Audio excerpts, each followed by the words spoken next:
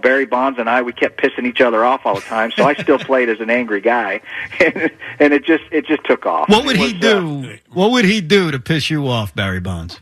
Oh, Bonds, he would always fight with me he'd pop off, and we'd be walking down a hallway, and we'd be heading right towards each other. We're going to run into each other, and he wouldn't sidestep a little bit or just move a quarter, and I'd move a quarter so we'd miss each other. He'd just walk straight, and we'd bump into each other. He'd just stupid stuff like that.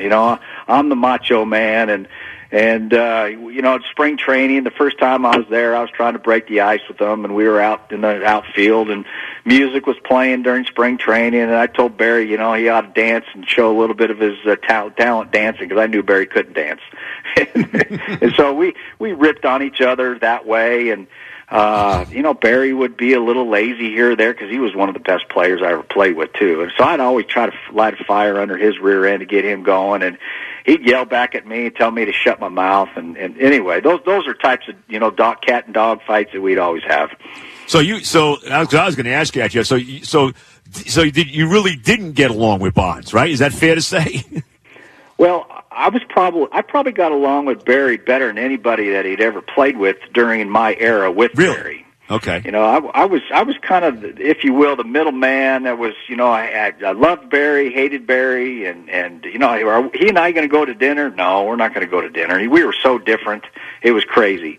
But I think we respected and appreciated each other as teammates. That did I get along? Could I say that I got along with them? Yeah, sometimes. Did most of the time not get along with them? Yeah, but did we work well together? Absolutely.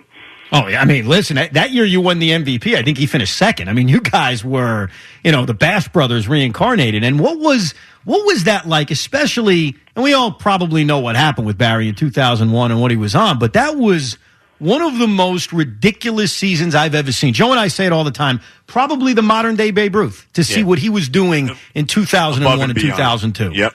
What was that like, being a teammate and hitting around him in that lineup for that run? Yeah, I was hitting behind him. I hit behind him except for the last half season of my career with Barry, and I was able to watch all of what he did. He and I hit in the same group during batting practice, too, before each game. So we were always really close together, in the same, hitting off a tee together, soft tossing, hitting in the cage together, hitting on the field together, and then I'd watch him hit, and jaw-dropping for me. Just his careless and carefree, probably not careless, but his carefree personality and his attitude and his approach and his fearless, cocky, arrogant personality. Dusty Baker used to always tell me, too, some of the greatest players in the game were all pricks. These guys were all, bad dudes. And, Bonds and Mays and McCovey and, some of the old school dudes, they'll bite your head off if you get in their way. So Bonds was a little similar to that, because that's the family he grew up in. But for us, it was being able to watch him process and handle ball after ball after ball, and then when he got a pitch, he didn't miss it. It was impressive to watch.